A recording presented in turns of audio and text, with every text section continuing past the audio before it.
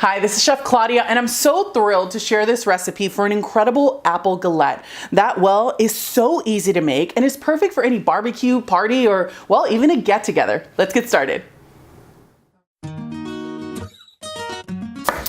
Now, a lot of people often ask me how you, well, stop these from turning dark brown, getting oxidized. Well, my trick, of course, is to use a little bit of lemon. Just a few drops goes a long way. Make sure to only include the lemon juice, and of course, fill up a nice stock pot or bowl, and then go ahead and squeeze in a couple of those nice drops of lemon juice, and that will prevent your apples from turning brown. Let's keep going.